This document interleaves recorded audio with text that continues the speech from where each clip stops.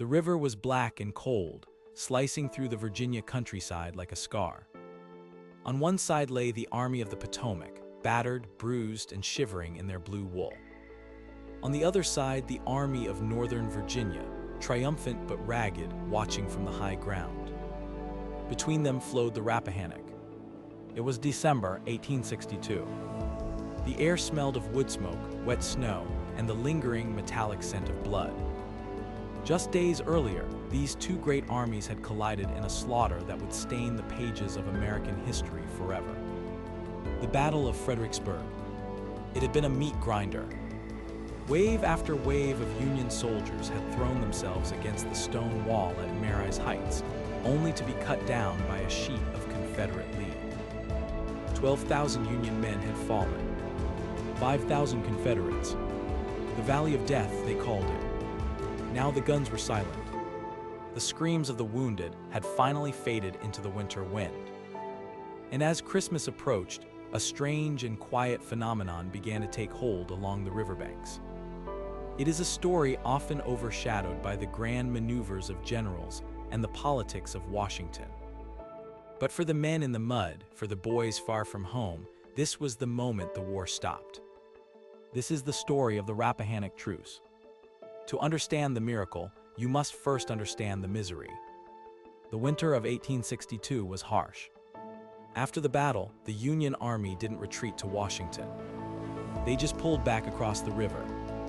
The two armies settled into winter quarters, barely 150 yards apart. In some places, the river was narrow enough that a man could throw a stone across it. Certainly narrow enough to shout a greeting. The orders from headquarters were clear. No fraternization. No communication with the enemy. Sentries were ordered to shoot on sight. But the officers sat in warm tents in the rear, while the privates stood picket duty in the freezing mud at the river's edge.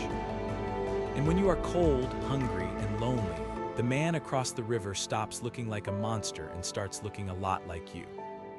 It started slowly. A shout across the water. "Hello, Johnny. Hello, Yank. You guys hungry over there? We're always hungry. You got any coffee? Coffee." That was the currency of the North. The Union Army had plenty of it. Real beans, strong and hot. The Confederates, on the other hand, had been drinking a vile substitute made of parched corn or sweet potatoes. They were desperate for the real thing. But the Confederates had something the Yankees craved. Tobacco. Good Virginia leaf tobacco. And so the trade began. But how do you trade across a freezing river under the noses of your officers? You improvise. Soldiers on the Union side, many of them skilled craftsmen from the cities of the North, began to whittle. They took scraps of firewood and carved small toy boats. They rigged them with little masts and used handkerchiefs or torn pages of newspapers for sails. They called them ferry fleets. A Yankee soldier would load a boat with a pound of coffee and a pouch of sugar, set the rudder, and release it into the current. If the wind was right, the little vessel would bob across the dark water to the waiting hands of a Confederate picket. The rebel would unload the treasure, breathe in the smell of the coffee, and reload the boat with plugs of tobacco. Then he'd send it back. It became a nightly ritual. The river, which was supposed to be a wall of separation, became a highway of commerce. They traded newspapers too. The New York Herald for the Richmond Examiner. Men desperate for news of the war, or perhaps just news of a world that wasn't covered in snow and blood. One famous account comes from a Confederate soldier named Alexander Hunter. He recalled standing on the bank shivering when a voice boomed from the other side. "Hey Johnny, if you don't shoot, I won't." And just like that, an informal truce was struck. Hunter described seeing a little boat come over, carrying not just coffee, but a letter. A letter from a Union soldier asking if his brother, who fought for the South, was still alive. This wasn't just trading goods. It was trading humanity.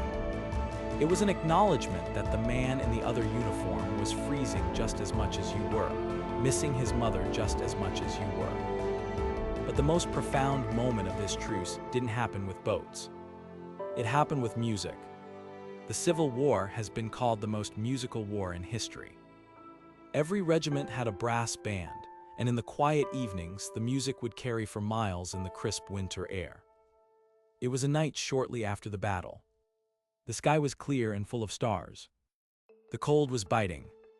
On the Union side, a regimental band began to play. They started with the patriotic hits of the North. "Hail Columbia, the Star-Spangled Banner," the notes drifted across the river. On the Confederate side, the men listened. And when the Yankees finished, a Southern band struck up a response. They played the Bonnie Blue Flag, then Dixie. It became a battle of the bands. Back and forth they went, hurling songs at each other like artillery shells. The soldiers on both sides cheered for their favorites, the sound rolling up and down the river valley. It was a contest of pride. Then the mood shifted. The Union band began to play a slower, more melancholy tune. The song was "Home, Sweet Home." It is a simple song, a sentimental song. Mid pleasures and palaces though we may roam, be it ever so humble, there's no place like home. As the first notes rang out, the Confederate band didn't try to drown them out with Dixie. Instead, they raised their instruments and joined in. Suddenly, two bands, enemies who were sworn to kill each other, were playing the same song in unison. The cheering stopped. A hush fell over the tens of thousands of men camped along the Rappahannock. There were no rebel yells, no huzzahs, just the music floating over the ice. Eyewitnesses say that when the song ended, there was a long silence, and then a sound that was louder than the cannon fire of the previous week. It was the sound of men weeping.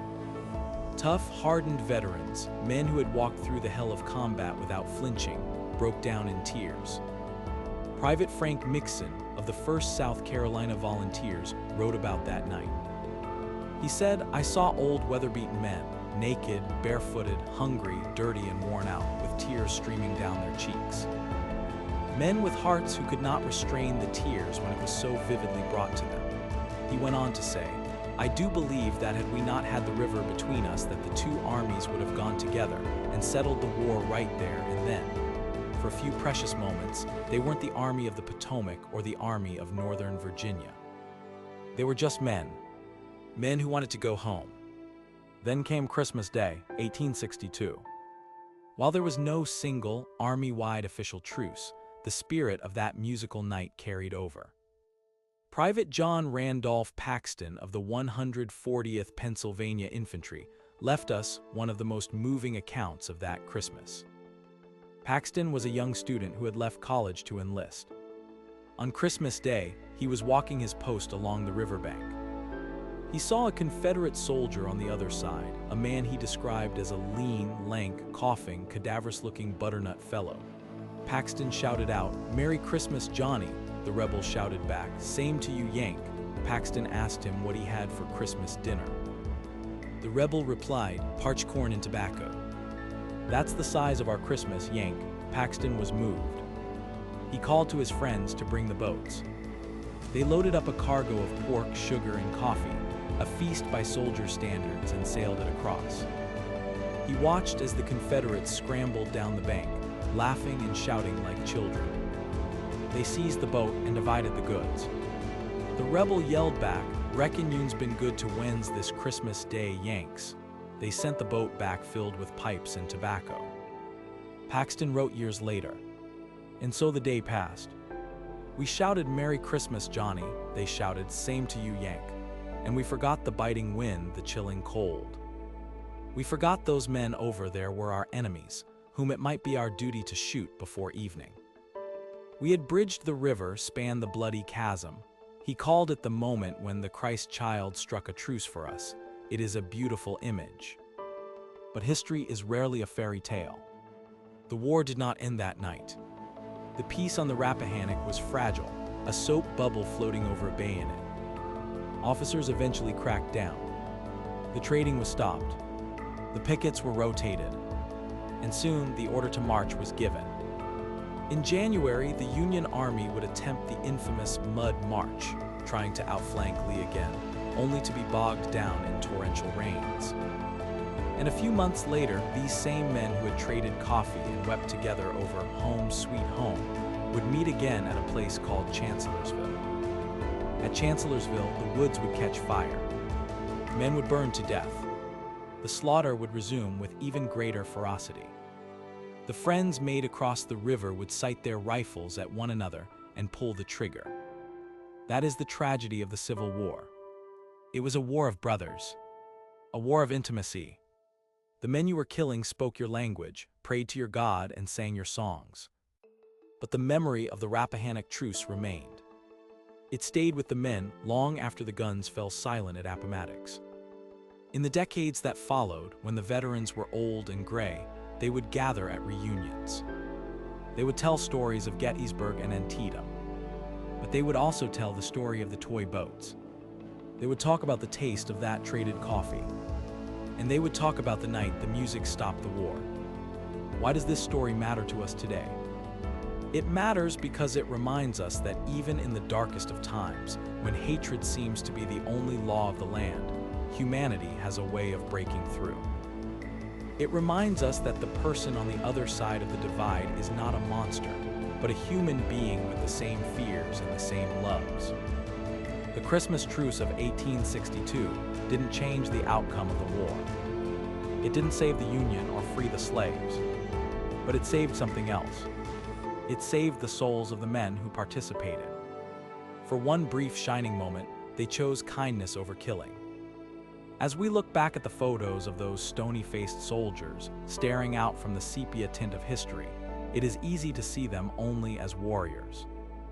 But if you look closer at the hands whittling a piece of wood, at the eyes gazing across a frozen river, you see something else.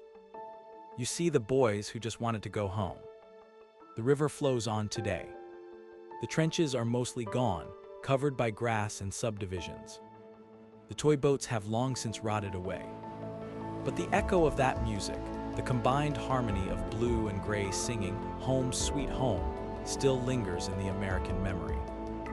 A testament to the enduring power of peace, even in the midst of war.